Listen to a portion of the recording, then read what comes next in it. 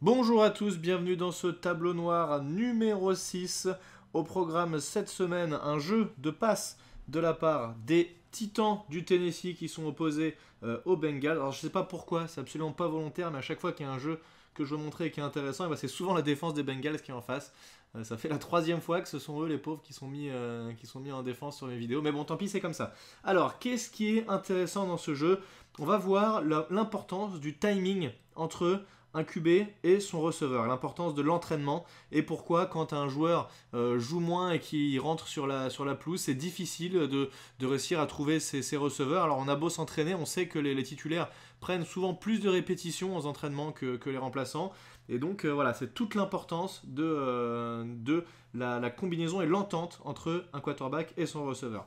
Alors ici, qu'est-ce que vont faire les Titans? Ils sont mal placés, vous le voyez, ils sont en deuxième tentative ici, et ils ont fait un premier jeu de course où ils ont gagné à peu près 3-4 yards, mais vous voyez qu'ils sont positionnés sur leurs 5 yards, et Mariota, le QB qui est derrière, est déjà dans sa propre end zone, ce qui fait que s'il est saqué, c'est un safety. Un safety, je rappelle, c'est 2 points pour l'adversaire, et en plus on leur rend la balle, donc un safety c'est terrible, et il faut essayer de l'éviter absolument. C'est ce qui est difficile, et c'est pour ça que les punters souvent essayent d'envoyer le ballon le plus proche possible de cette zone-là, et les meilleurs punts sont souvent ceux qui arrivent justement cette zone des 5 yards, quand ils arrivent sur les 3, 4 yards, c'est excellent, et là le ballon est arrivé encore plus proche, puisqu'il était sur les 1 ou 2 yards. Donc ils ont fait une première course. Ils sont un peu sortis de cette zone vraiment très rouge. Ils sont encore dans une zone difficile, mais ça va un peu mieux. Alors, qu'est-ce que vont faire les Titans ici pour se dégager? On va faire un jeu de passe. Vous voyez que le running back qui est ici, il n'est pas positionné près du quarterback. Il est quasiment impossible de lui faire une remise. Pour faire une remise, il faudrait qu'il repasse au niveau du quarterback, peut-être pour faire une course comme ça, mais c'est très difficile. Et donc, c'est assez vendu en fait sur ce jeu que ça va être un jeu de passe. Donc, on a 2 receveurs sur la droite, ici et là, un receveur à gauche, et un tight end qui est ici en position 2 points. Que vont faire les receveurs? On a le receveur extérieur à gauche qui va faire un tracé post 45 degrés à l'intérieur après avoir parcouru environ 10 yards. Le receveur intérieur va faire un tracé hitch, et le receveur extérieur, qui est la cible prioritaire, va faire un tracé très profond pour se retourner vers l'extérieur. C'est ce qu'on appelle un tracé comeback. C'est lui qui va recevoir la passe de Mariota. On remarque aussi que la défense ici, avec un running back qui est là, qui va rester en max protection, max protect, en fait, ils vont absolument couvrir le quarterback. On veut éviter je vous l'ai dit, le safety à tout prix. Se faire plaquer dans sa propre end zone, c'est même pas envisageable pour les Titans. Donc ils vont uniquement envoyer 3 receveurs pour la passe.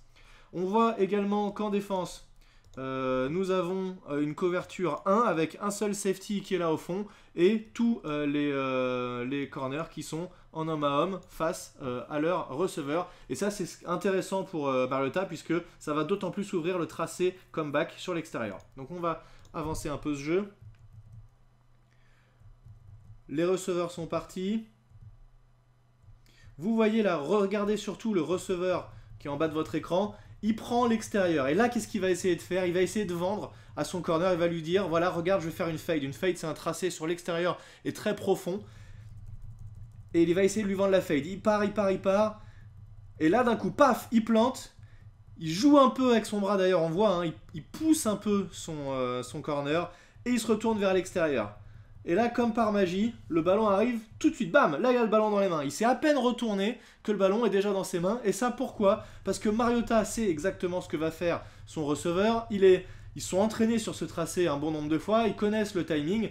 Et regardez à quel moment. Regardez Mariota qui est en haut de votre écran. Je vous le montre. Il est ici, Mariota. Regardez à quel moment il lance la balle. Ici.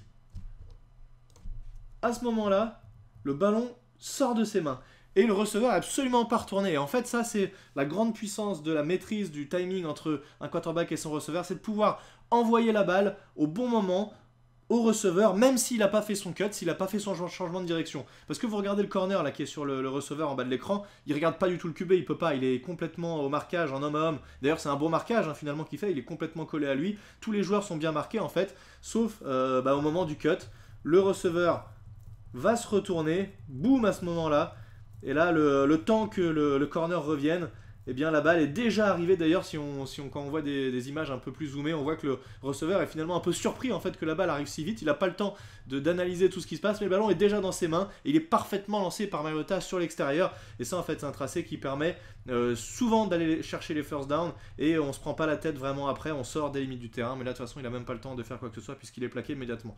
Donc le safety qui est en cover 1, il peut pas y faire grand chose. Le tracé est complètement sur l'extérieur. Il est complètement à l'ouest. Hein, il y peut rien. C'est pas son assignation de veiller à ça. Et le corner qui, même s'il fait un bon travail, est pris. Et tout ça, c'est grâce à l'excellent timing du QB avec son receveur. Voilà. Donc cette vidéo permettait d'un peu analyser, de voir que c'est pas du hasard. Hein, les tracés, on les travaille énormément à l'entraînement et connaître ses receveurs pour un quarterback, c'est extrêmement important parce que forcément, un receveur différent, peut-être moins grand, qui court moins vite, etc. On va pas lancer avec le même timing. Donc voilà, quand on a ces joueurs titulaires qui ne sont pas blessés, ça change toute une équipe. Et cette année, beaucoup, malheureusement, on l'a vu, hein, beaucoup de blessés dans les effectifs de NFL. Voilà, je vous dis à très bientôt pour de nouvelles analyses. À plus tout le monde, ciao.